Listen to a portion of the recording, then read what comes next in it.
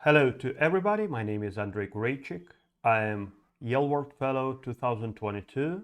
I'm Belarusian playwright and director and political analyst.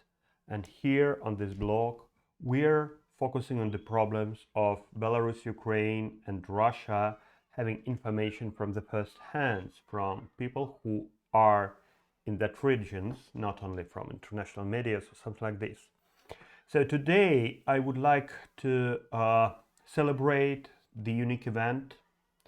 Uh, this year Nobel Prize in Peace was given to three countries, to representatives of three countries of Russia, Belarus and Ukraine. And from Belarusian side, it's a fantastic person, absolutely unique human rights activist, Les Bialyatsky.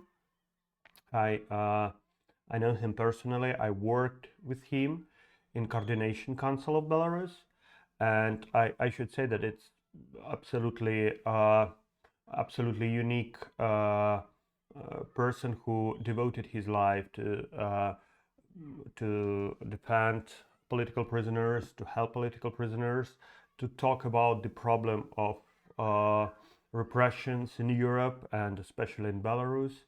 He created organization which called Vyasna. Vyasna is a human rights center in Belarus, and actually, if we get any information about political prisoners, what happened when they were captured, how they treated, we usually get it from the Vyasna sources. Unfortunately, Lukashenko put a lot of Vyasna members and employees in prison. Not only Les Bialyatsky, he's in prison now for 20 months, I think, something like this.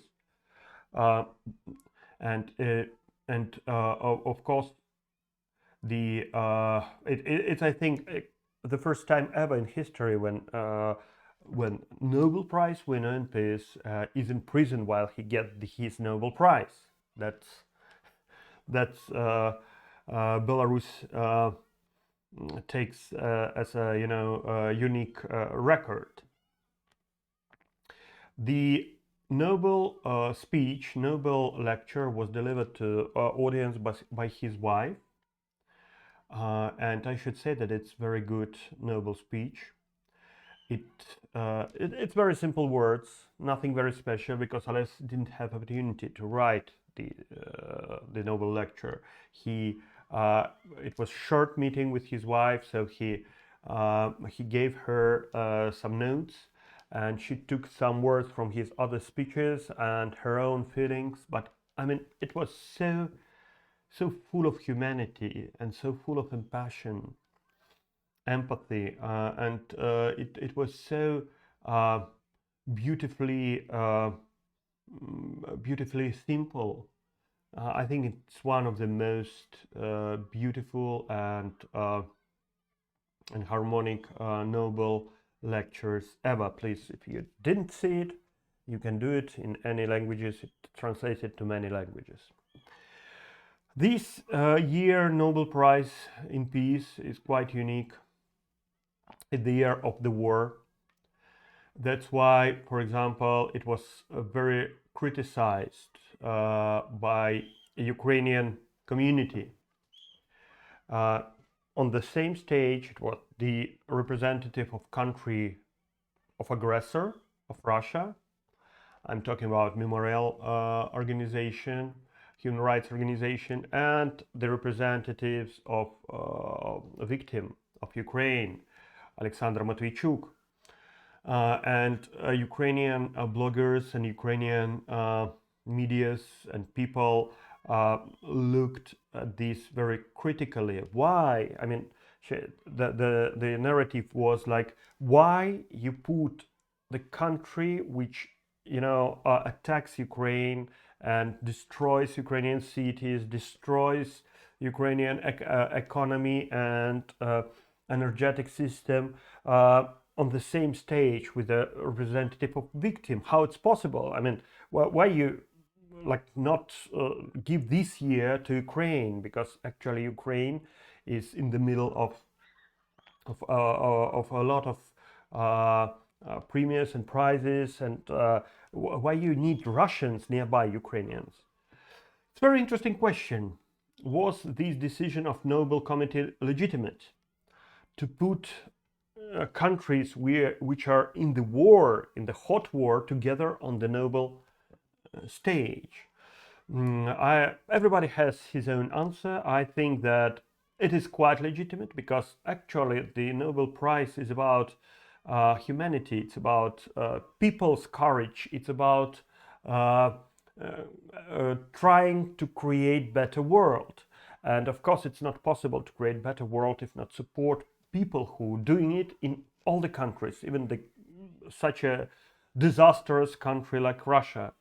And the winners are human rights activists, and human rights are absolutely universal.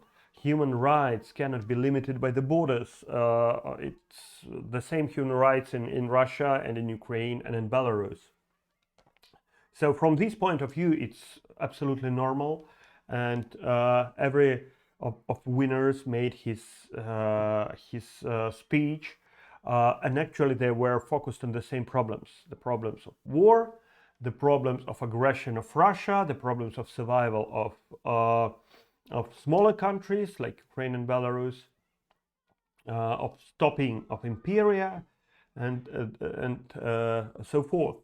But very important thing that it was the first time in the history as well when Belarusian and Ukrainian languages were used for Nobel lectures.